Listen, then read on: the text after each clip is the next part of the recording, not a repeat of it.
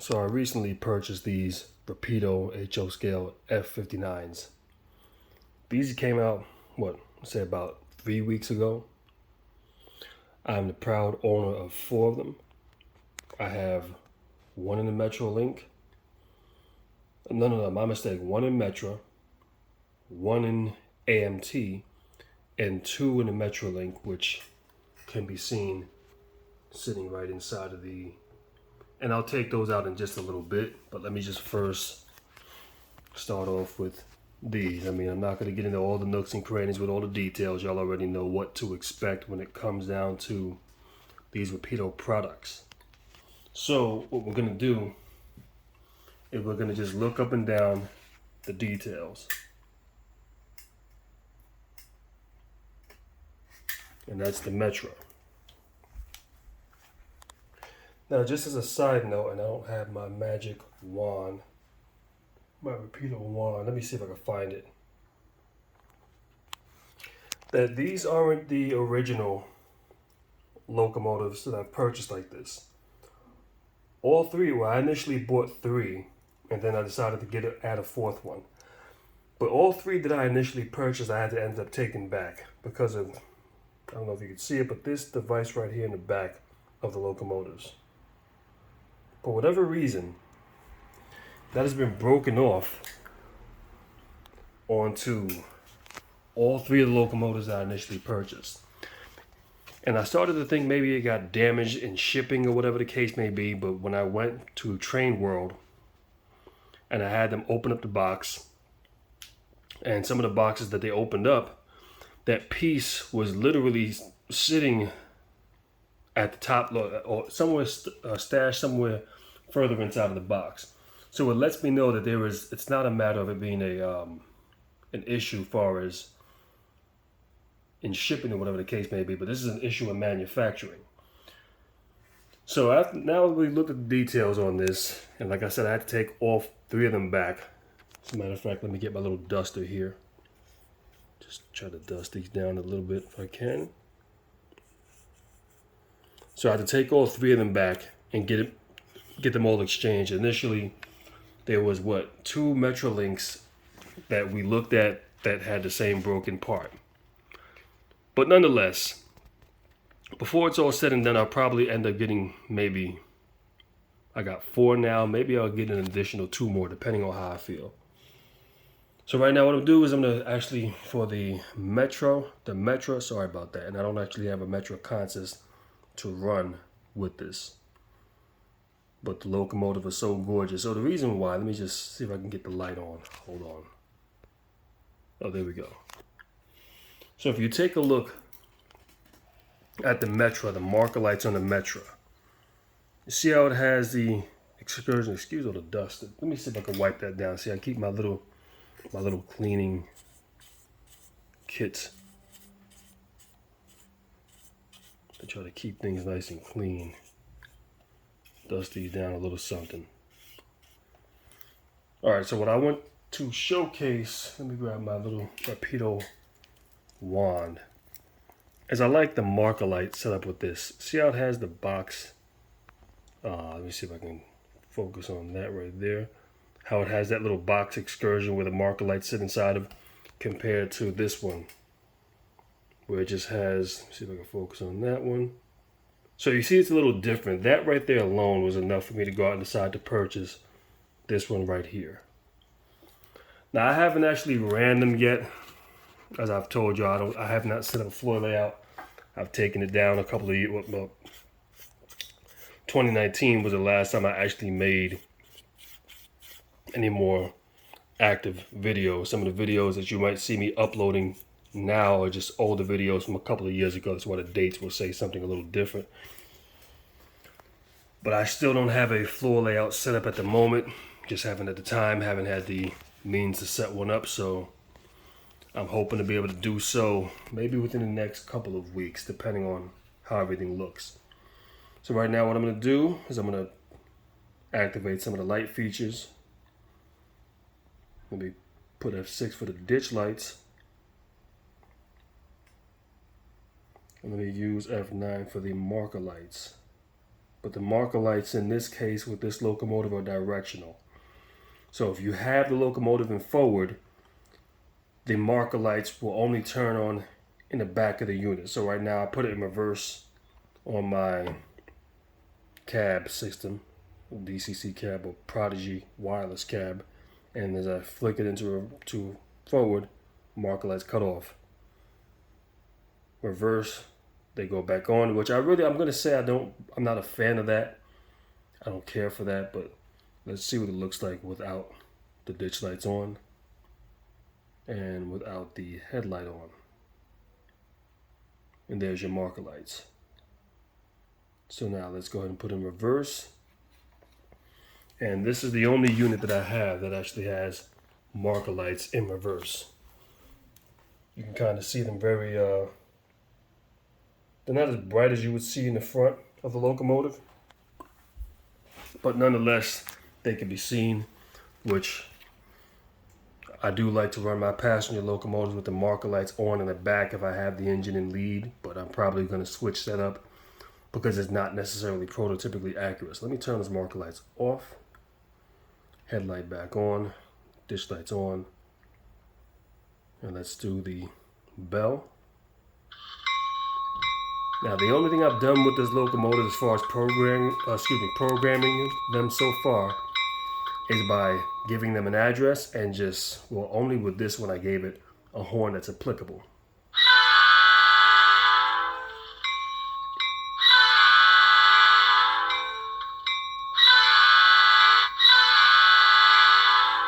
So you see that the ditch lights actually oscillate when you sound the horn. It's only when you sound the horn, not with the bell. So the bell doesn't do anything. Horn, you actually get that feature. F3, I think that's for brake squeal, which you have to be moving the unit in order to do that. I'm not going to move it, so I won't be able to demonstrate that one. Yeah, so F3 is for the flange squeal. F4 is for the drive hold, which I have it on right now because I don't want the locomotive accidentally moving. Just as a side note, the first F59 locomotive that I received came in through the mail, and that was this model right here. But like I told you, this is not the original one. I got these all due to an exchange. But this is the first F59 that I've actually had. And when I got it, I noticed that the back piece that goes right next to the steps, that was missing on all three of them. But the reason why I keep the drive hold on is because I was actually programming that locomotive and I forgot to turn on the drive hold. And at the end of these tracks, I keep the bumper blocks. That locomotive bum rushed this way and literally shoved off this bumper block. Had I not got here in time to literally stop the locomotive, it would have ran right off the track and went up right onto the floor. And this was holding a 3-car New Jersey Transit set. It was on this track right here. So that would have been, $600 out the window. So I try to make sure, especially if I have it up top, that I keep on the drive hold. Even when I program these things into my Prodigy cab, I save it with the drive hold on, and that's through F4. And that's to keep it from actually moving. I'd rather have to release it in order to move the locomotive before actually just letting it try something on its own. Now F5 is the Doppler horn, which I'm not going to use, but I'll display it.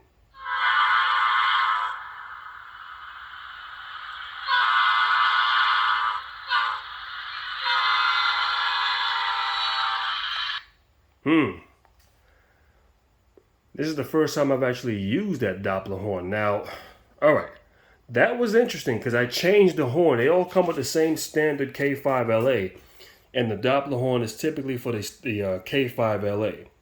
And it actually did the programmed Doppler horn that I set up for this, which is this.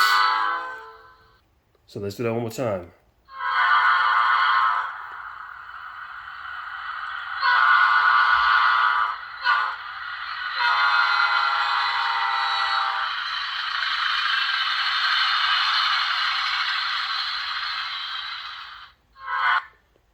Okay. Now, unfortunately, you have to, if you don't press F5 after it does it, it'll continue to keep doing it over and over again. But that was actually pretty decent. That actually sounded pretty good.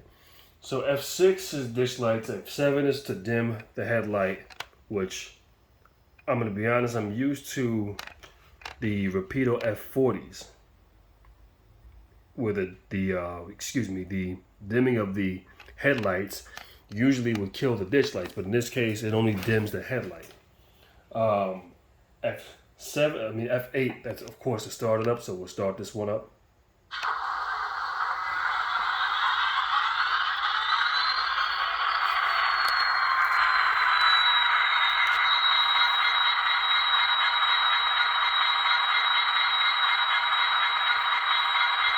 Now, I believe that's the slow idle. Now, I've been literally just sitting around trying to watch a bunch of videos of these F59s. I've never actually filmed one or seen one face to face, so I really don't have no way to be able to judge this for myself. Anybody that has watched any of my videos when I actually have gone out and filmed locomotives knows that I always love to just walk from side to side all around the locomotive, try to film as much of it as I can, because what I'm doing is, in addition to not only just letting you see details, but I'm also letting you listen to the engine and how it sounds, the compressor, the head end power, whatever it has with it. But what I'm gonna do is I'm gonna notch it up slowly, and I'm gonna go from notch 2 to notch 3. This is notch 1. Notch 2.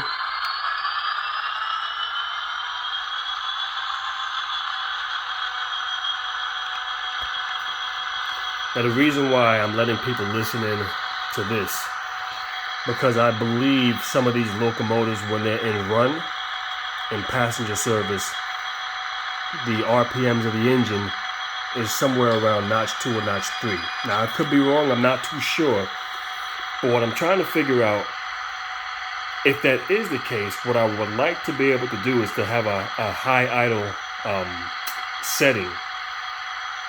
That way it could go straight into notch 2 or notch 3. Well, I think I'm going to keep it at notch 2. And pretty much whenever the locomotive's in the run, if you just speed, well, you can hear the compressor. I don't know if you're able to hear it, but that was the compressor that just kicked in. So now I'll go into notch 3.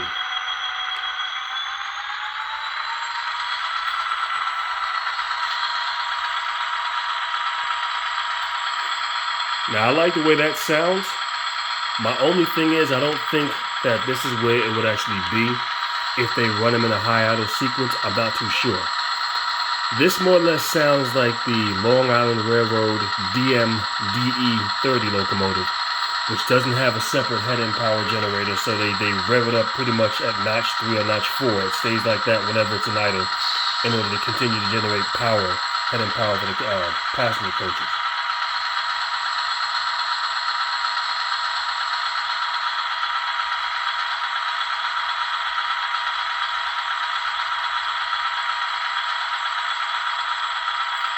That's the compressor once again. We bring it back down to notch 2.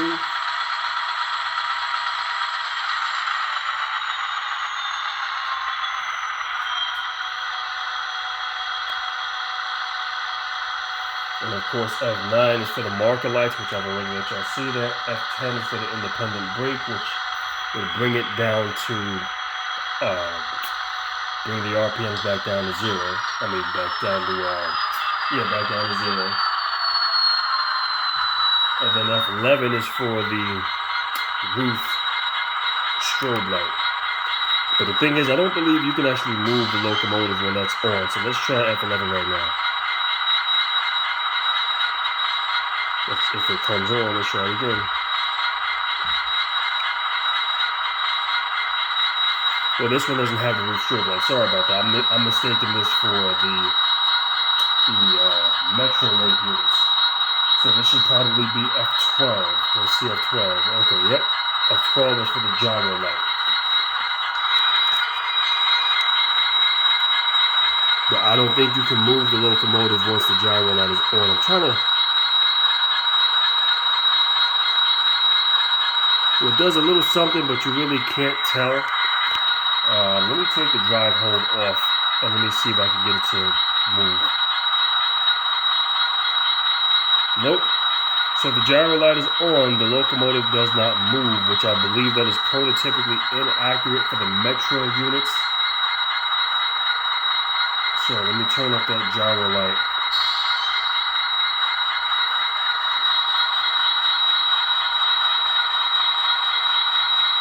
And F13 is for the rear backup light. Let's try F13. Take a look at the rear backup light. And it has 2 bulbs, which that actually looks pretty neat.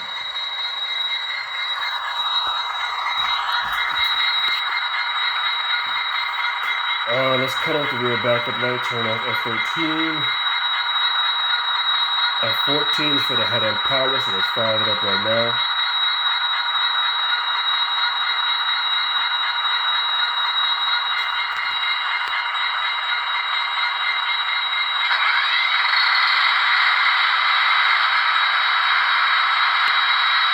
So there that goes.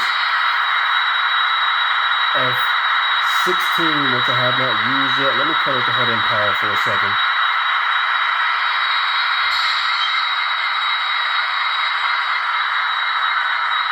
So F16 is for the splitter valve. Let's try F16.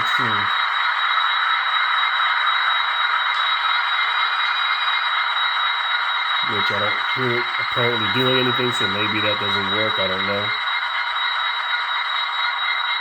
I'm going to try it one more time. F16.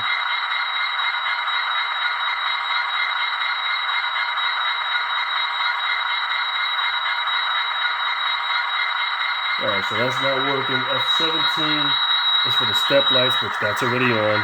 F18 is for the track inspection lights, which that's already on, so I don't have to press those. F19 is for the number board lights, that's already on. I don't have to press those. F20 is for the air compressor, which the air compressor has come on several times, so I don't have to really press that. So what I'm going to do is I'm going to actually rev it up for y'all so you can listen to the engine the way it sounds from going from idle all the way to notch 8. So let's do it slowly, and then I'll go straight from 0 to 8 so y'all can see how they would sound in passenger service. So notch 1, the air compressor kicks on quite a bit.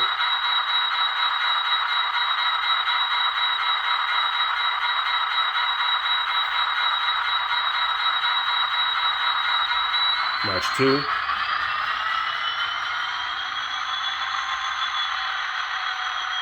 Notch 3.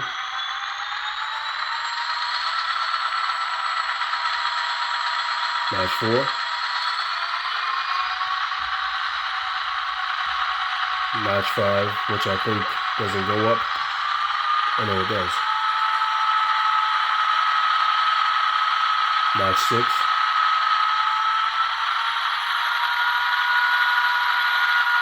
Notch 7.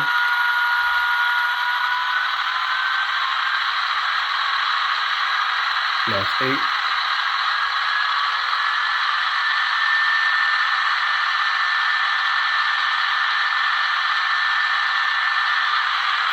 Here's notch 8. Let's go back down to 0.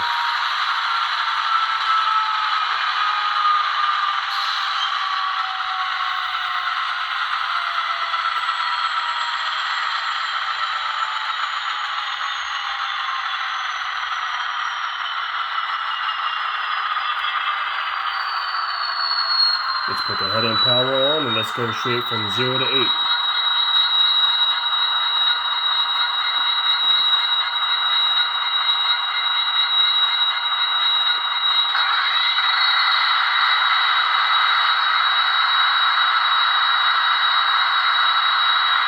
Alright, now with that on, let's go straight to 8.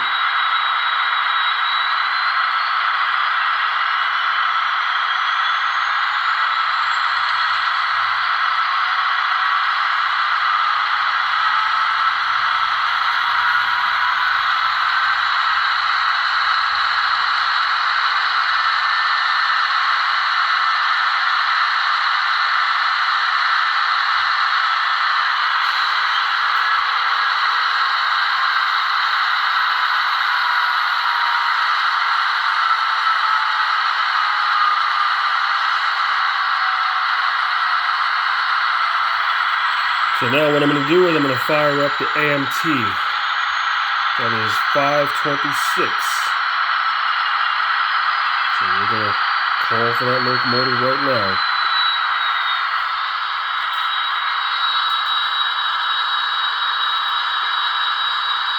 We're going to get the headlight on, the ditch light on, and I'm going to show you the classification lights.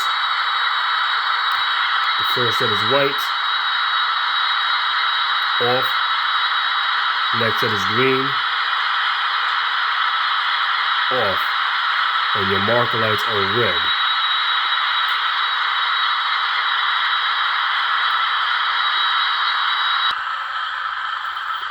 Alright, I just decided to shut down 99, the Metro Unit 99 for a second because I want to let people listen to the horn on this one, which is a standard K5 LA.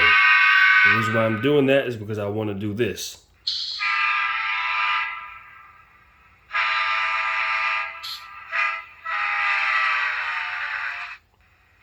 Alright, so let me stop that. So, as we hear that this is a standard K5 LA that I have on the AMT unit, the Metro unit, I switched up the horn sound. I believe I use, damn, I don't have the page. Hold on, let me get the books. Give me 1 second.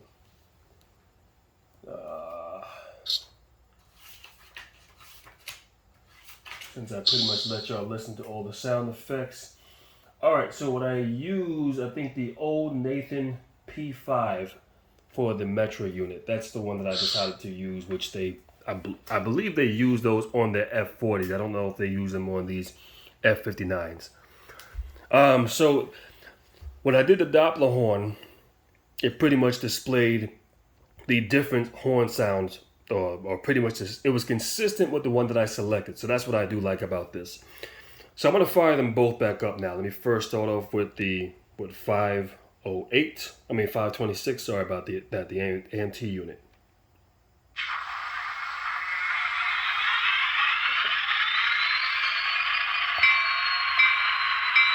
And of course, this one doesn't have the ditch lights. Excuse me. The ditch lights do not oscillate with this one when you use the horn. So what we're going to do is this. Fire up the head and power. Then we're going to recall 99.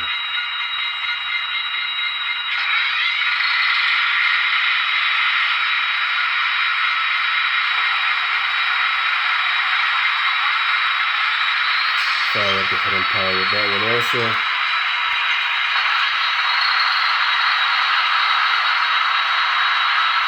And for whatever reason, 99 seems to sound a bit louder. It just sounds better. I'm not sure why that is. So in addition to that, I want to briefly display the AMT set that I have in the New Jersey Transit set. I know it's not the best angling right now. Let me get this piece of paper out of the way. So these are two more sets that I purchased. The AMT set, which really is an attractive set.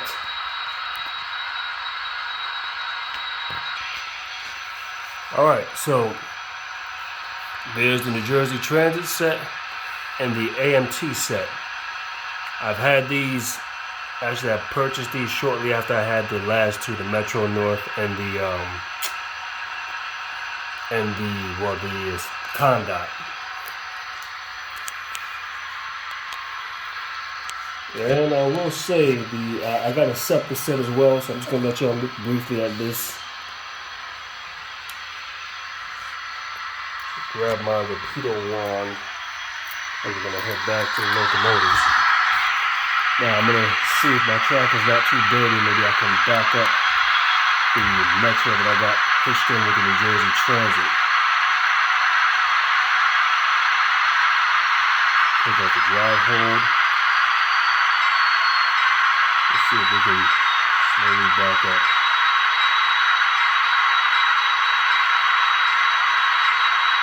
Here we go. And I want to back it up just a little bit so we could take a look at that AMT set. And this is the first time I'm actually putting this thing into any kind of movements, so I don't have a whole lot of space to back up with, so and you can kind of see if the colors match up between the two, between the coach and the locomotive.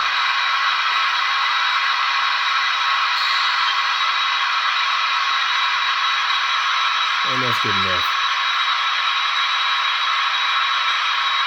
Put the drive hole back on.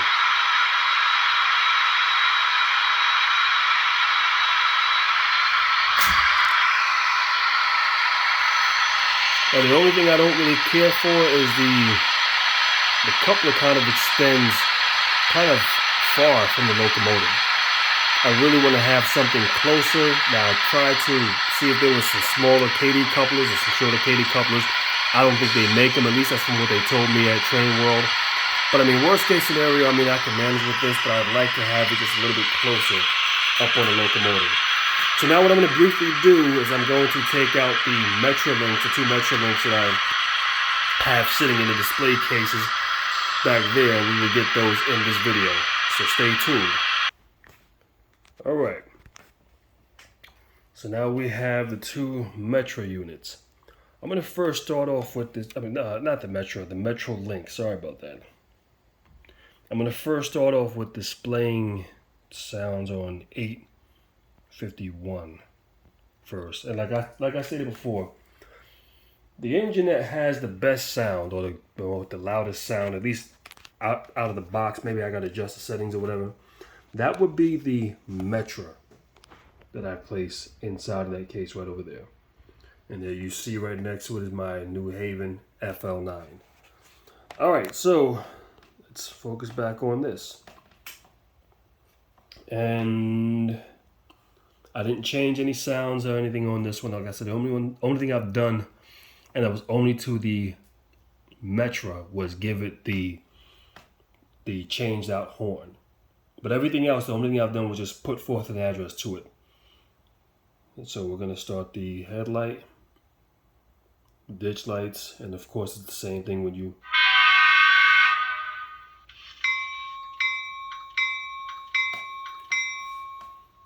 get the sound on.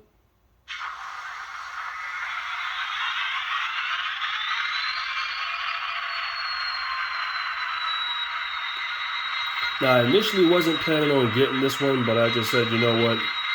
When I seen it, I said, to hell with it, I'm just going to go ahead and get it. So this is why I'm sitting here with 4 of these. Now, I've never actually filmed a F59PH face-to-face, but in my opinion, they're just such attractive looking locomotives, there was no way I could not have one. So we will just go right into straight to 8. Let's do that.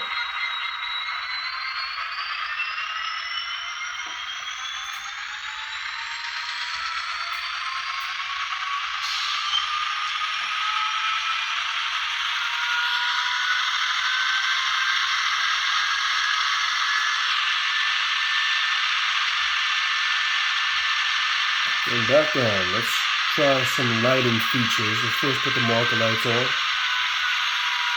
And like I stated before, for this, the locomotive has to be in reverse in order for the marker lights to work. So now the marker lights are on.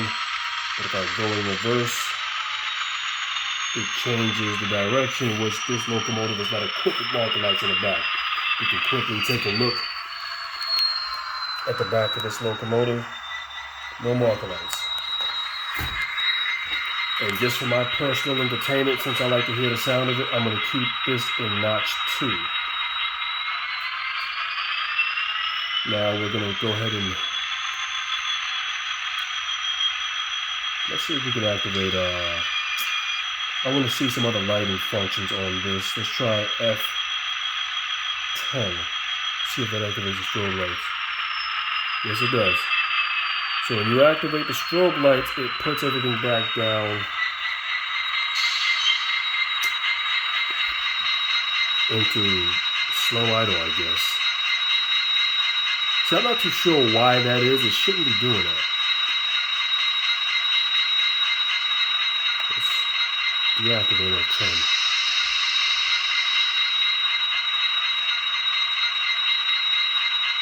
Because I guess that they're assuming that means there's some kind of a malfunction with the locomotive, kind of like with the Via Rail F40s, but that's not the case with Metrolink, so that's actually prototypically inaccurate. Let's try F11. The strobe lights kind of do their own thing. F11 has this red beacon light blinking.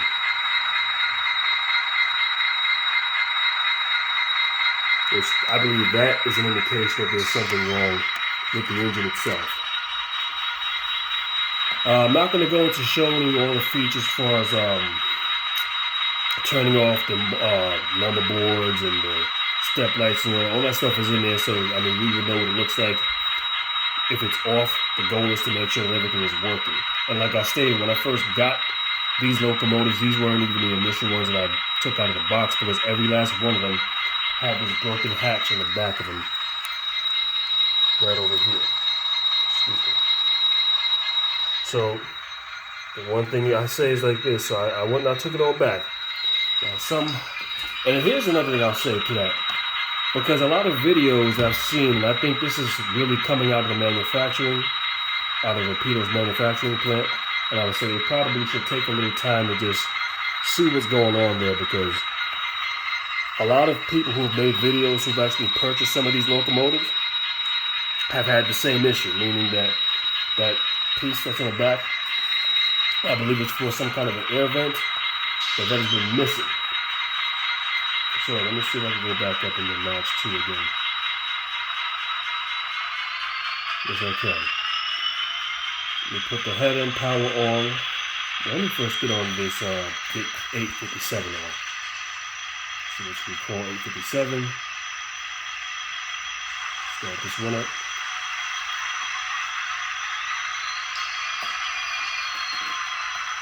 And like usual, I didn't do anything with the horns or nothing like that. I just merely just gave these an address. So let's just sound the bell. And I do like the way they set up the ditch lights to oscillate in the manner that they do. The ditch lights are nice and bright. I mean, this is something that's pretty, I mean, overall, listen, I'm very satisfied with what I have. Marker lights are on. Let's go into notch 2.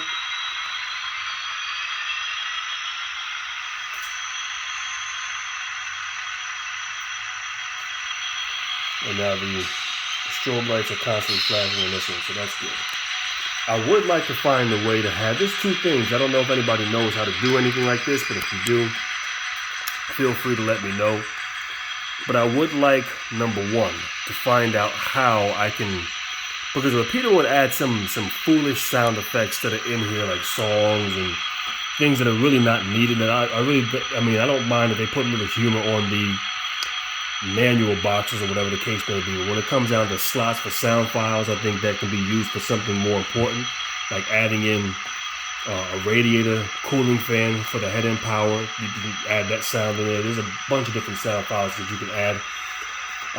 However, what I would like to do is find out a way how I can pretty much activate a fast idle feature. Pretty much when you start the locomotive or you got it in run and you're just sitting at a station, you can idle at this speed. This is one thing I would like to be able to do. The next thing I would like to say is that the, what is it? Let me first start at the head end power. I'm going to put everything on. Let's go into 851.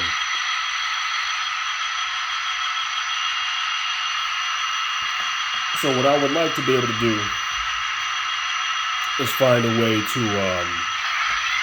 have these things have a fast idle feature to where I can set it to whatever RPMs that I want the engine to sit at when it comes to a fast idle. And pretty much even when you run it and every time you bring it to a stop, it always stops. But the engine RPMs are always mimicking that fast idle sequence. That's number one. Number two, what I'm trying to figure out is with these strobe lights, I would like to get those interlocked with the horn.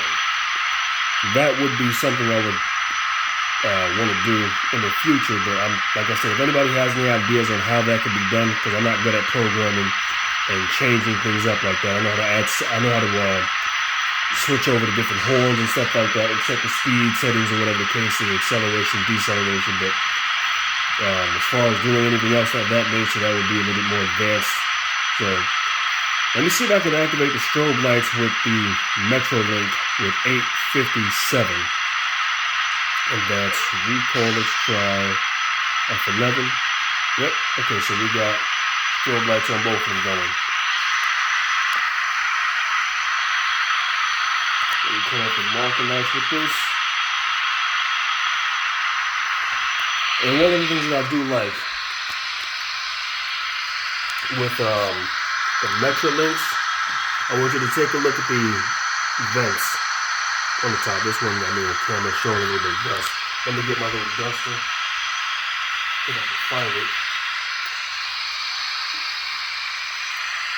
And this is one of the things I like to use to dust it. I'm going to probably get a few more of these real thin brushes, because, or these soft brushes, they don't scratch up anything, they just gently brush everything off. And I'm probably going to get something a lot smaller than this, just so it can neatly fit around like the little crevices or whatever the case may be. So let me get the wire so I can point out. So I don't know if you can see it, but you got a little set of vents right here. How they made that different compared to this one, which is, as you can see, is a complete difference. These locomotives here do not have the rear marker lights. And as you can see, there's something different with each one of them. I don't know if you can see, but right here, you got that little circle there. I'm not too sure what that's for. It looks like maybe there used to be marker lights there. And here you have this, I don't know if that was marker lights at one point. And with these locomotives, so let me do something else really fast. Hold on, because I'm seeing the rear headlight, right? So for 857 to activate the rear headlight, that should be, hold on, let me. That's F13 for the rear headlight. So let's try that right now. So as you see with this one, it only has a single bulb. And that's for all three of these units that I have here. The two Metrolinks and the AM2. We can turn that off.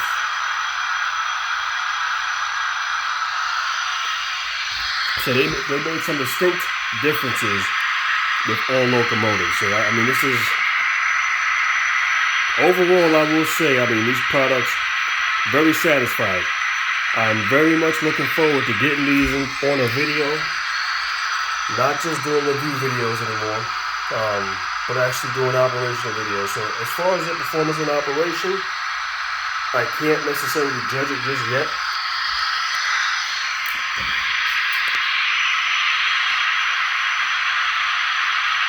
That will have to be reserved when I actually do a video running these things. The last thing I will say before I get ready to wrap this up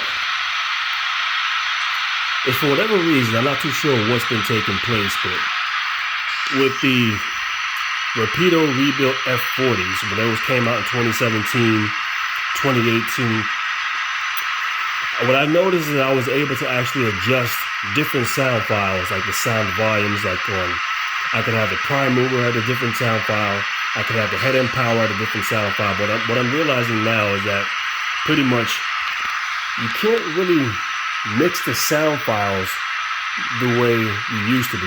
At least that's what I'm experiencing. Even when I first got the rebuilt FL9s, it was the same thing. So I'm not exactly sure why that is, but that's something that I've noticed that has been taking place. So that's just a few things. Also, take a look right there. You see that vent is different from what's on this and on the Metro unit.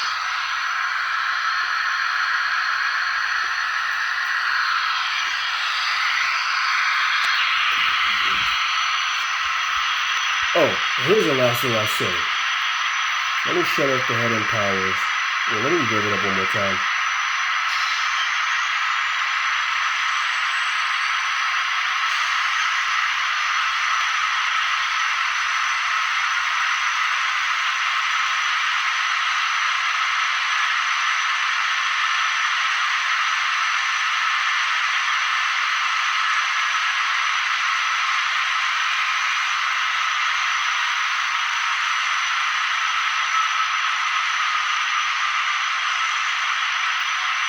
turn the head and power to both of them.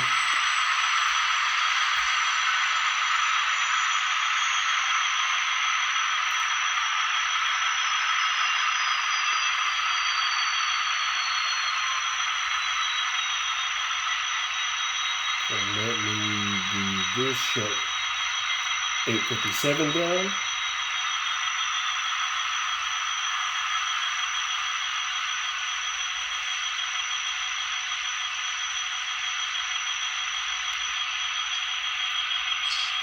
And let's go back to 851.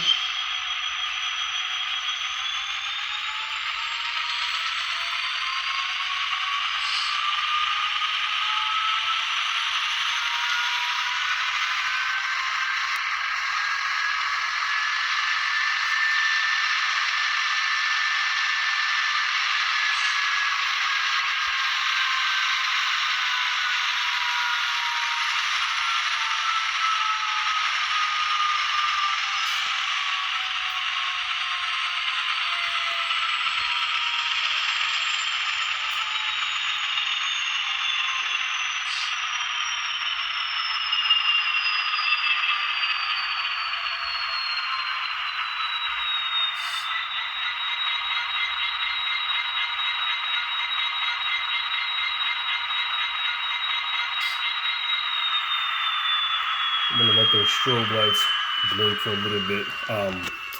I'll say this before I get ready to wrap this up. After the shutdown sequence commences, the sound of this engine, as far as the prime mover, this is prototypically accurate. Like I said, I never stood in front of one of these things face to face, but I'm almost certain that this is a 710 12-cylinder engine block.